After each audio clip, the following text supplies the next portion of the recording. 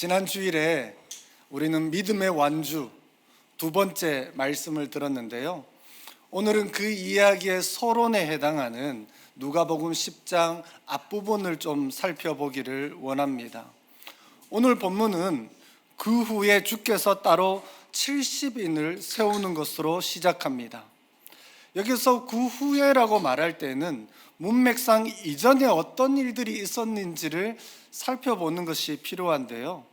이전 단락인 누가복음 9장 57절에서 62절을 보면 예수님을 따르려고 하는 세 사람에 대한 언급이 있습니다. 첫 번째 사람은 어디든지 가시든지 나는 따르겠습니다 라고 말합니다. 두 번째 사람은 예수님께서 먼저 나를 따르라 라고 하셨지만 그 사람은 나로 먼저 가서 내 아버지를 장사하게 해달라라고 요청합니다. 세 번째 사람은 내가 주를 따르기는 하겠지만 나로 먼저 내 가족을 작별하게 해달라라고 요청합니다. 여기서 세 사람의 공통점은 모두가 예수님을 따르는 것은 자신의 능력으로 스스로 결단하기만 하면 되는 일이라고 생각하는 것 같습니다. 그러면서도 예수님을 따르는 데 필요한 대가를 지불하는 것에 있어서는 난색을 표합니다. 오늘 본문에는 예수님께서 70인에게 사명을 주어 보내는 장면이 나오는데요.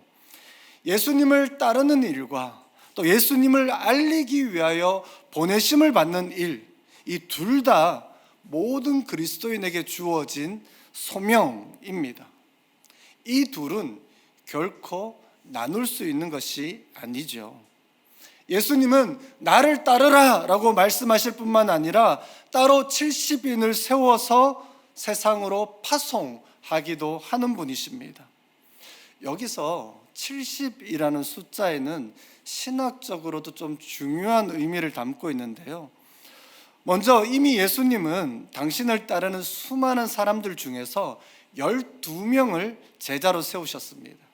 여기서 12이라는 숫자는 야곱의 12아들, 즉 이스라엘의 12지파에 대응합니다. 그리고 70은 창세기 10장을 보면 70여 종족들이 나오는데요. 모든 열방의 수이기도 합니다. 또한 야곱이 애굽으로 내려갈 때에 가족의 모든 수가 바로 70이었습니다. 누가는 70이라는 숫자를 사용할 때에 예수님을 모세와 견주어서 생각하는 것 같습니다. 출애굽한 이후에 모세는 자신을 도와서 이스라엘을 섬길 지도자 70명을 뽑습니다. 민수기 11장 16절에서 17절, 25절을 보면 모세에게 임했던 성령이 70명의 장로들과 지도자들에게도 임하게 되고요. 29절 말씀에 보면 모세는 여호와께서 그의 영을 그의 모든 백성에게 주기를 구하는 장면이 나옵니다. 이 말씀은 후에 요엘 선지자가 다시 선포했고요. 오순절날 성령 강림으로 실현되어지는 것을 보게 됩니다. 이렇게 성령을 받은 사람들이 모인 교회가 바로 70에 해당합니다. 세상 나라의 숫자와 모세를 도왔던 지도자들의 숫자가 70인 것은 우연이 아닙니다. 여기서 예수님은 자신을 도와서 새로운 출애굽을 이끌 70인을 파송하고 계신 것입니다. 따라서 여기에서 언급되어지는 70인은 몇몇 특별하게 은사를 가진 사역자나 몇몇 특별하게 헌신된 선교사에게만 해당하는 것이 아닙니다. 오늘날의 교회, 즉 모든 그리스도인에게 적용되어지는 숫자가 바로 70입니다. 이러한 점에서 예수님께서 70인을 따로 세워서 파송하는 것은 사도행전에 기록된 것처럼 온 열방을 향한 선교 사역을 예고하는 것이기도 합니다.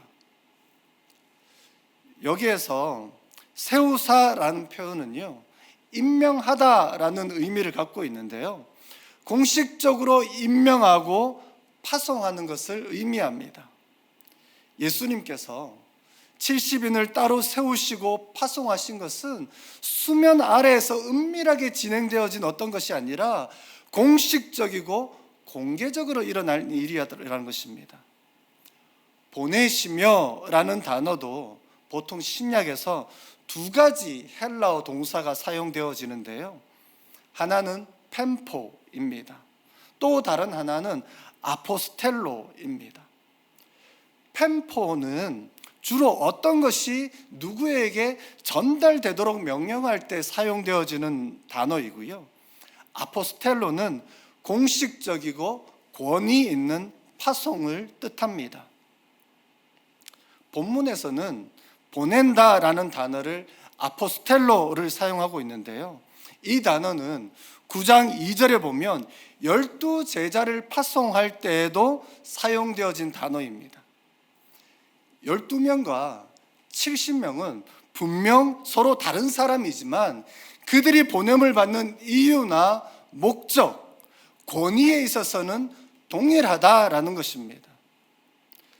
12제자와 70인을 구분하여서 누가 더 지위가 높으냐, 누가 더 중요하냐, 누가 더 권위가 있느냐라는 서열을 좀 정하기를 원하는 시도가 있을 수가 있는데요. 12제자를 보내실 때와 70인을 보내실 때에 그 내용을 보면 이 두 부류 간에 어떤 차별이나 서열의 높고 낮음을 전혀 찾아볼 수가 없습니다. 예수님께서는 70인을 보내시면서 이렇게 기도하라고 말씀합니다. 2절 말씀을 다시 한번 읽어보도록 하겠습니다. 이르시되 추수할 것은 많되 일꾼이 적으니 그러므로 추수하는 주인에게 청하여 추수할 일꾼들을 보내주소서 하라. 예수님께서 제자들에게 기도를 가르쳐 주신 것을 기억하십니까? 마태복음 6장 9절에 보면 너희는 이렇게 기도하라 라고 하시면서 소위 기도할 제목이 무엇인지 가르쳐 주는 장면이 나오는데요. 이처럼 오늘 본문 2절에서도 기도할 제목을 제자들에게 직접 주십니다. 아주 구체적이고 직접적인 기도 제목을 주십니다. 그럼에도 우리 사복음서에 보면 가장 저평가되고 주기도문에 비하면 많이 기도하지 않는 구절이 바로 이 구절이기도 하죠. 추수의 주인이신 하나님께 기도해야 할 제목이 무엇이라고 나와 있습니까? 추수할 일꾼들을 보내어 주소서입니다. 왜 이런 기도 제목이 요청되어집니까? 추수할 것은 많은데 추수할 일꾼이 부족하다라는 것이죠. 그래서 추수할 일꾼을 보내어 주시도록 기도하라는 것입니다. 여기서 보내어라는 단어는 헬라어로 에크발레인데요. 통상적으로 강제라는 뉘앙스를 갖는 단어입니다. 그렇다면 여기서 우리가 추측해 볼 수 있는 것은 추수할 일꾼들이 지금 추수하기를 주저하고 있다라는 것을 암시하는 표현입니다. 여기서 기도의 포인트는 일꾼 자체를 요청하는 것이 아니라 일꾼의 파송을 요청하는 것입니다. 여기서 일꾼의 파송을 요청하는 것을 두 가지로 생각해 볼 수가 있는데요. 첫 번째는 말 그대로 추수할 일꾼이 적으니 추수할 일꾼을 보내달라는 것이죠. 두 번째는 이미 일꾼이 된 자신을 보내달라는 요청입니다. 다른 사람이 보내서 억지로 가는 것이 아니라 스스로 파송을 요청하는 것입니다. 마치 이사야 선지자가 내가 여기 있나이다, 나를 보내소서라고 한 것처럼 말입니다. 이 시간에는요, 2024년 세계 기독교 현황을 몇 가지 나누려고 합니다. 그러면서 추수할 규모가 어느 정도인지, 그에 비하여 추수할 일꾼의 규모는 어느 정도인지 오늘날을 기준으로 한번 살펴보고자 합니다. 첫 번째 슬라이드를 보시면요, 1900년에 전 세계 인구는 16억 명이었습니다. 2024년도 현재 세계 인구는 81.1억 명이죠. 이 중에 도시에 거주하고 있는 도시 인구가 2020년에 이미 50%가 넘어서 56.1%였고요. 인구 100만 이상의 도시가 1900년에는 20개였지만 2024년에는 618개나 됩니다. 추수할 것이 많다라고 할 때 먼저 전 세계 인구가 얼마나 되는지 살펴보는 것이 필요하죠. 점점 전 세계는 도시화가 되어져 가고 있고 대부분의 불신자는 어디에 모여 있습니까? 도시에 모여서 살아갑니다. 선지자 요나가 보내심을 받은 니느웨는 당시 12만 명의 인구를 자랑하는 거대한 도시였습니다. 사도 바울 역시 중요한 거점 도시를 중심으로 복음을 전파한 것을 알 수 있습니다. 두 번째 슬라이드를 보면 전 세계 종교 현황을 나와 있는데요. 전 세계 인구 중에서 종교를 갖고 있는 사람은 72.2억 명입니다. 종교를 갖고 있지 않은 사람은 8.93억 명 정도이죠. 여기서 주목할 만한 것은 2050년이 되었을 때는 종교를 갖고 있지 않는 사람들의 숫자가 오히려 줄어들 것이라는 겁니다.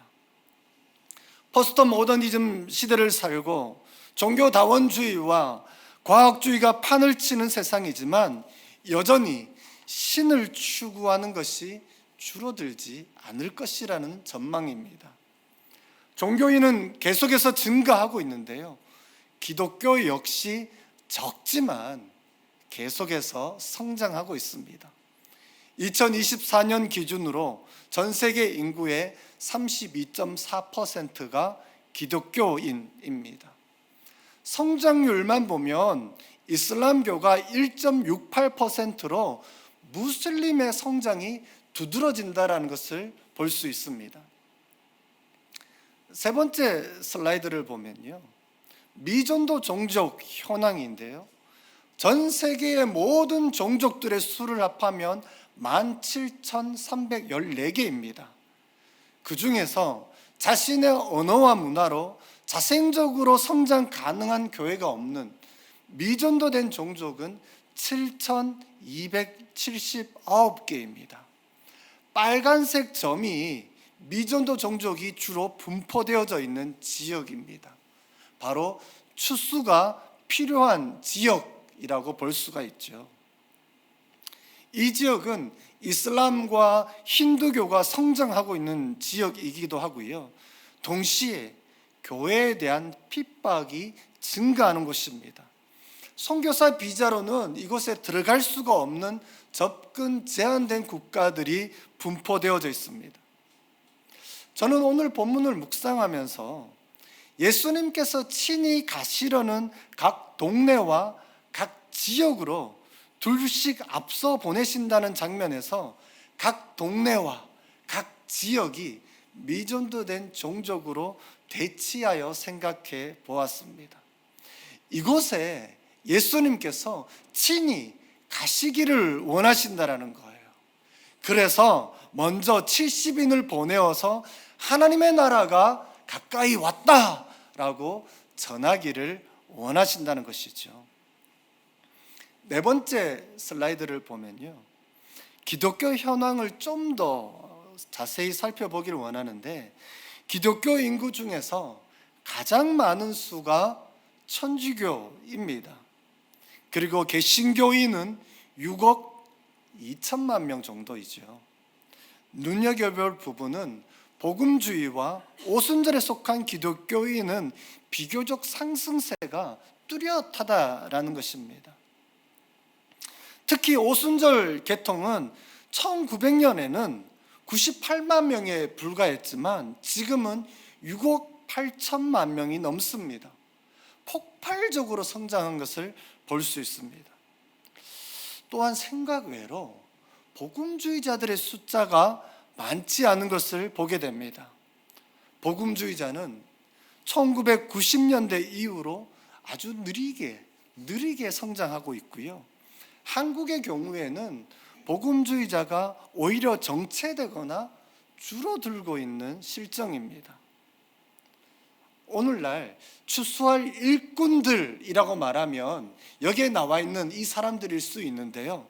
추수할 일꾼들의 규모가 어느 정도인지 이제 짐작이 되십니까?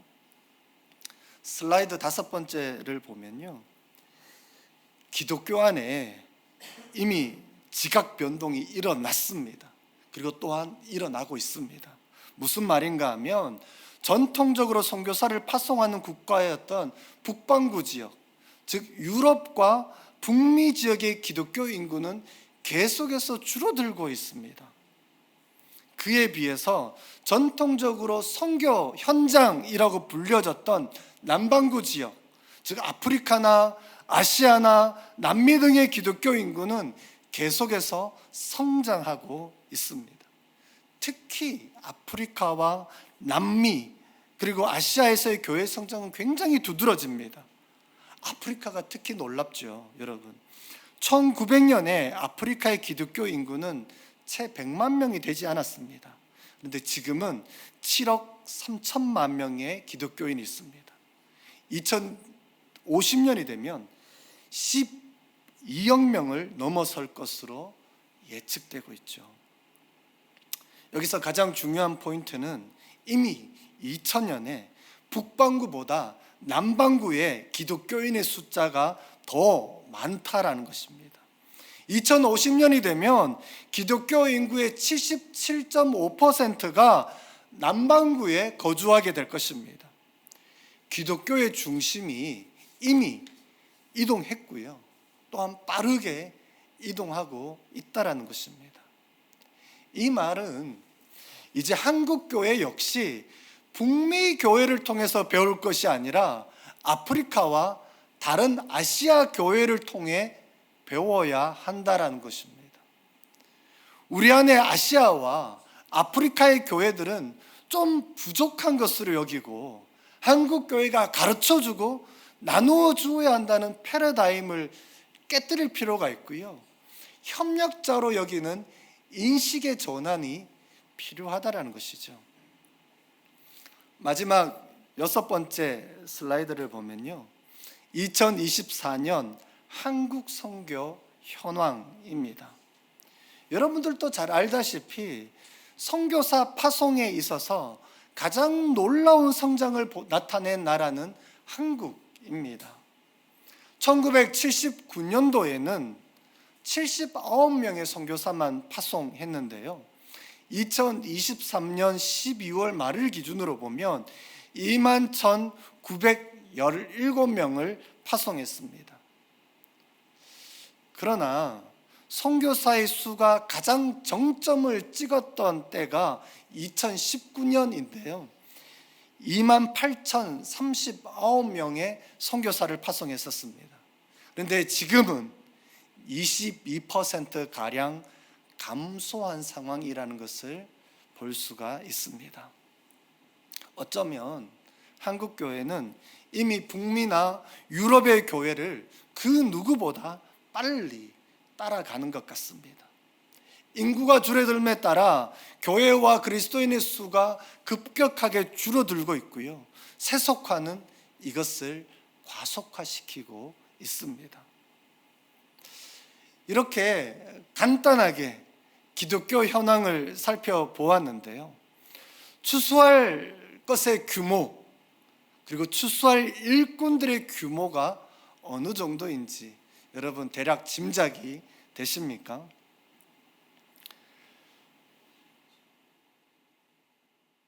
오늘 본문처럼 추수할 것은 너무 많은데 추수할 일꾼은 적은 것 같지는 않습니까? 만약 그렇게 느끼신다면 아마도 마지막 슬라이드에 보여드린 한국 선교 현황의 통계 때문에 그럴 수도 있습니다.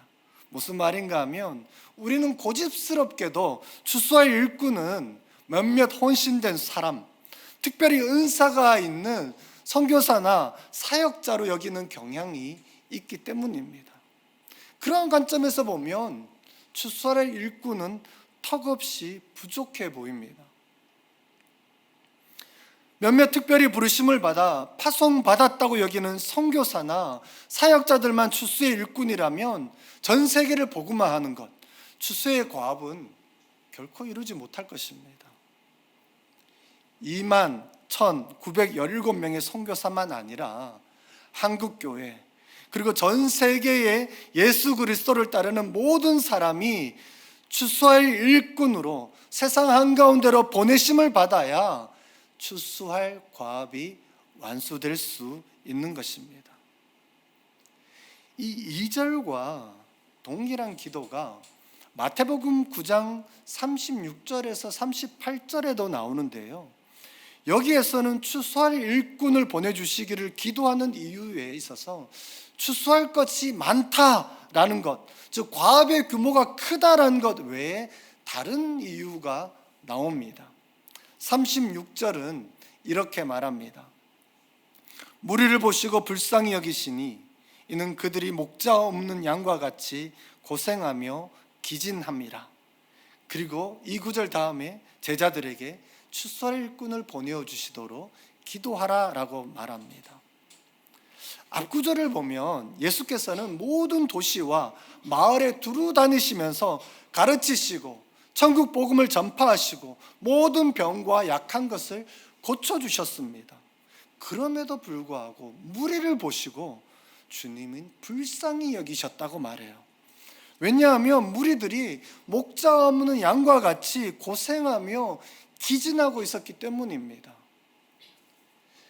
여기서 불쌍히 여기다라는 단어는 창자가 뒤틀릴 정도의 아픔을 뜻하는 단어입니다. 무리들의 비참한 상황을 보신 예수님의 심정이 어떠했는지를 짐작할 수가 있는 단어이죠. 매월 둘째 주 주일 저녁 7시에는 온라인으로 열방 기도회가 진행되고 있습니다. 지난주 주일에는요, 레바논에 계신 선교사님께서 팔레스타인과 이스라엘 간의 분쟁에 대해서, 그리고 이스라엘과 이란과의 분쟁에 대해서 나누어 주셨는데요, 이 전쟁으로 인해 얼마나 무고한 사람들, 특히 어린아이들과 여성들이 고통받고 죽어가고 있는지에 대해서 나눠 주셨어요. 선교사님의 나눔 속에서 그 땅의 영혼들을 향한 애타는 마음이 너무 강하게 느껴졌었습니다. 지난주에는 튀르키예 팀을 마지막으로 여름 아우리치가 잘 끝났습니다. 9월 추석 기간에는 미얀마에 의료 선교를 가려고 준비하고 있었는데요, 내전이 격화되면서 안전 때문에 취소를 했었습니다. 내전으로 인하여서 젊은 남녀 청년들이 어느 날 갑자기 군인으로 끌려가게 되고요, 전쟁에 내몰리고 있습니다. 그래서 얼마나 많은 젊은이들이 트라우마에 시달리고 있는지 모릅니다. 이러한 몇몇 지역에서 일어나고 있는 내전은 전 세계에서 일어나고 있는 수많은 고통들 중에 일부분일 뿐입니다.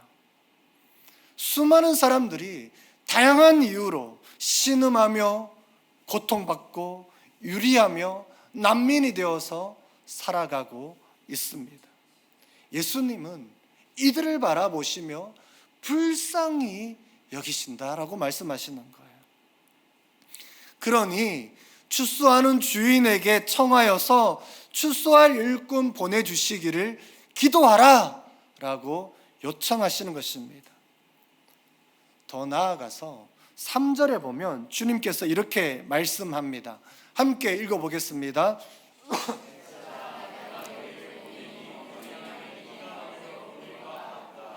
내가 너희를 보낸다라고 말합니다. 내가 보낸다라는 표현이 1절, 2절, 3절에 계속해서 반복되어지는데요, 예수님께서는 근본적으로 보내시는 분이십니다. 이러한 보내심에는 예외가 없습니다. 그리고 이제 가라라고 말씀하시죠. 우리는 지레짐작으로 이렇게 생각합니다. 이렇게 막중한 사명이라면 잘 준비되고 헌신적이고 은사가 있는 사람을 보내야 하는데 나는 그렇게 헌신적이지도 않고 준비되어져 있는 것 같지도 않고 은사도 없다라고 말하는 분들이 있는지 모르겠습니다. 여러분, 모세를 기억하십니까? 모세는 하나님의 부르심 앞에 어떻게 반응했습니까?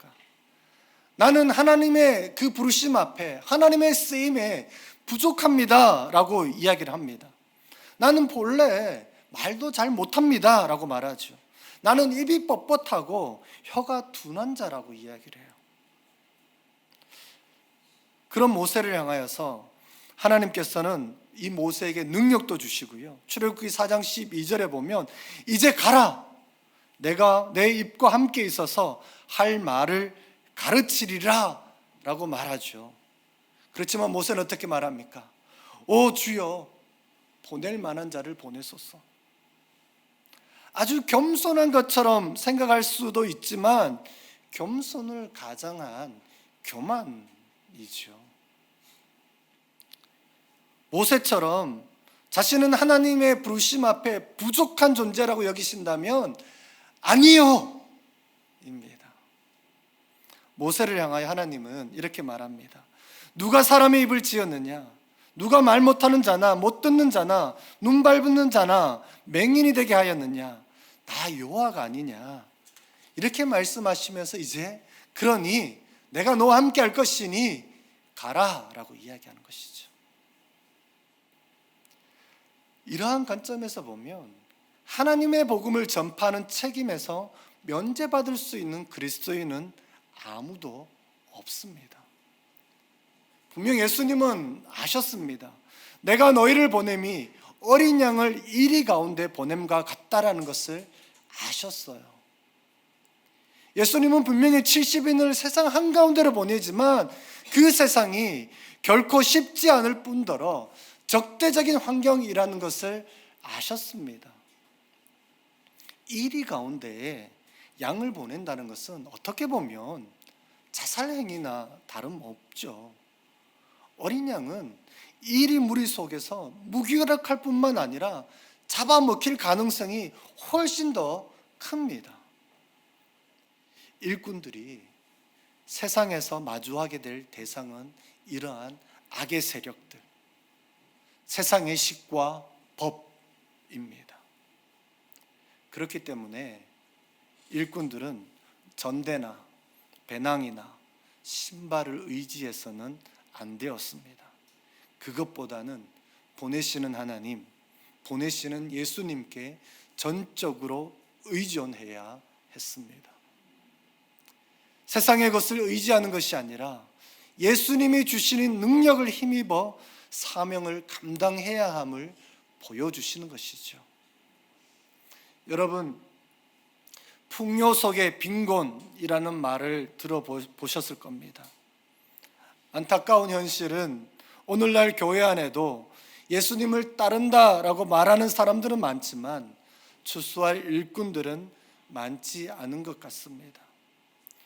주님께 도움을 바라고 떡을 바라고 각종 병고침과 표적을 바라기는 하지만 하나님이 하시려는 일에 대해서는 적극적으로 헌신하지도 않고 그렇지만 또한 반대하지도 않고 관심 없이 그저 예배에 참석하며 관망하는 태도에서 벗어나는 일들이 필요합니다. 예수님은 지금 이 시간에도 나를 따르라 라고 부르고 계십니다. 동시에 추수할 일꾼으로 우리를 세상으로 파송하고 계십니다. 주님이 보내시는 바로 그 세상에서 평화를 전하는 우리 모두가 되었으면 좋겠습니다.